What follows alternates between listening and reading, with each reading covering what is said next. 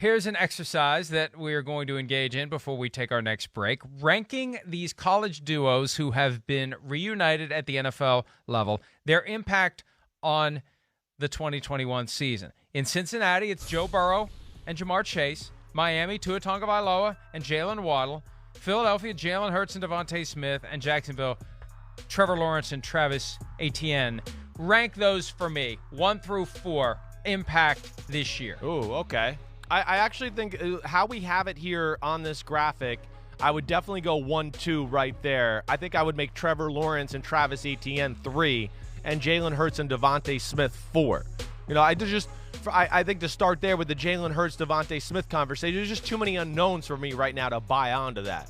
The team's kind of in a rebuild mode. It's a new offense. We know Jalen Hurts has his questions about throwing and things like that. So I got to see more there for me to bump him up in front of those other guys. I'm expecting the most out of Burrow and Chase. That's what I do. Yeah, I mean, we've seen them connect already. We know Burrow's legit and belongs in the NFL and is a star. So I think that's my clear 1. 2 is Tua and Waddle. Yes, there's talent there, but I think they're 2 for the obvious reasons, right? I mean, we both need to see more from Tua and to see if he can kind of take that next step in development in his football game, make some more explosive plays, throw the ball into tighter windows. So that's why I go with him there. And then, hey, the rookies, the Clemson rookies, I don't expect them to win a lot of football games, but I still expect them to be dangerous on the offensive side of the ball. Trevor Lawrence is going to have an impact because he's really talented, and he's going to make us pay attention to Jacksonville. And I'm excited to see Etienne because he's got that Alvin Kamara skill set, and you brought it up, and like we talked about how he's been playing some slot receiver too, right? So I'm kind of interested to see how they use him and their plan of attack. So I guess that would be my ranking there. What do you think about that? At the rookie minicamp, he was exclusively lined up at receiver. Right. So they're going to get this guy on the field. This question, James Robinson or Travis Etienne, you're going to get your best 11 guys on the field. And Tebow. For Trevor Lawrence to throw the ball to him. You got anything more to say there? I'll let you carry that one home if you want. No, right? I'm just joking. I'm just joking. But what about the 11 best players with an asterisk? Do you like those? I agree rankings? with you on Burrow and Chase. Yeah, I don't know about. Yeah. I still look. We want Tua to be good. I hate having to talk about Tua, but I think back to his comments from last week when he said he didn't know the offense very well. I want to put Tua and Jalen Waddle at 2, but hey, I don't know. Yeah, I know. I think there's a gap between Burrow and Chase and whoever is 2. I'll go with Tua hear you there. And Waddle at 2. And then with Hurts and Smith, Hurts didn't make your top 40 list. And for all we know, they're going to get Deshaun Watson between now and the time the season starts in Philadelphia. I think they're very ambivalent about Jalen Hurts. Jalen Hurts was, in some respects, look, whatever happened last year with Carson Wentz, somebody in that organization must have thought it was possible, or they wouldn't have used a second-round pick on a quarterback. Yeah. Period. Right. They must have thought it was possible. And it happened. And now Jalen Hurts is the guy who's there, backed up by Joe Flacco. And they got to ask themselves, where do we go from here? And I don't know that I saw enough from Hurts in his limited time last year to say he's going to be throwing the ball all over the place and Devonta Smith is going to be catching it and doing the things that he did in the national championship game. So okay. I guess I would put Hurts and Smith at 4 and Lawrence and Etienne at 3. Okay. All right. Here, wait. One more question. I know we got to go to break, but come on. It's June 2nd. We can talk. Okay, cool. Pete said we're cool. Our next segment's filler anyway, so we can keep talking about this. You're a funny guy. You're a very funny guy. It's the quarterback. Is it not? Top 40. No, it's not. No, it's not. Oh, no, that's the segment after? Okay. Yeah. All right. So we have two filler segments coming up. All right.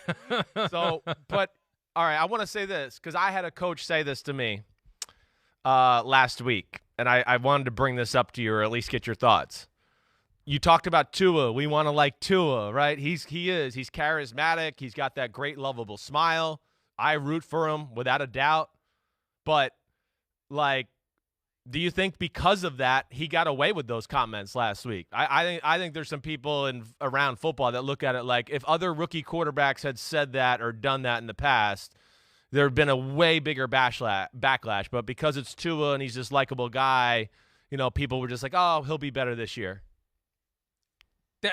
That's not a bad take, because from our perspective, there was a certain amount of relief because it's like, okay, now we understand why he got benched. I know, right. He didn't get benched because he stunk. He got benched because he didn't know the playbook. Well, is that any better? I know. That's kind of what the coach I was texting with made the point. Like, what else did Kyle have to say? Well, you're funny. I haven't talked to Kyle. But no, you just texted with him. No, I did not. I did not. But I did actually talk to him for the first time on Sunday this past week. I won't lie. I did. So there you go. I did talk to him. Okay. FaceTimed him and saw him and everything there. But no, this was somebody else. And it kind of brought up that same point where, but you said it right, where it's like, oh yeah, we feel better now that we know what happened. But it's still like, well, wait, you're the 5th pick of the draft. You didn't know the plays and the offense. What were you doing? That was kind of the point that this person was trying to make to me, and I was kind of like, damn, I wish I would have said that on the show last week, because that is definitely part of the story here. Yeah, no, our reaction was we had a certain amount of relief that it's not that there's some sort of hard cap that's already been placed on his physical abilities, so there's still hope he's going to become whatever the Dolphins thought. And, people get mad at us. Dolphins fans get triggered because we're not leading the Tua Tagovailoa parade, saying he's already Dan Marino and it's just a matter of time before they retire number 1. We got to see it.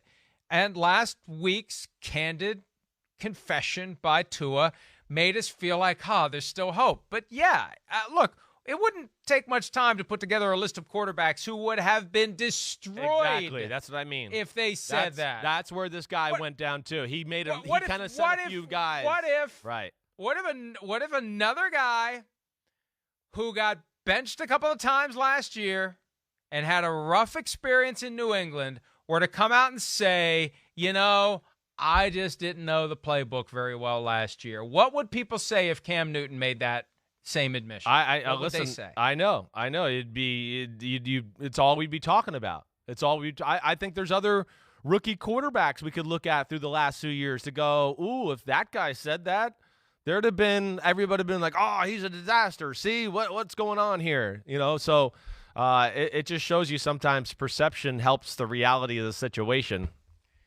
That's a great point, and I am surprised that we didn't pluck the low-hanging fruit, but I think I understand why we didn't. Right.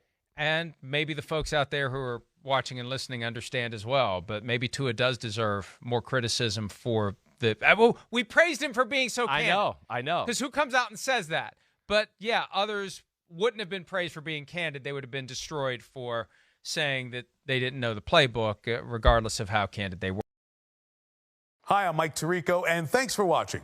Make sure to hit subscribe for the latest news and highlights from NBC Sports.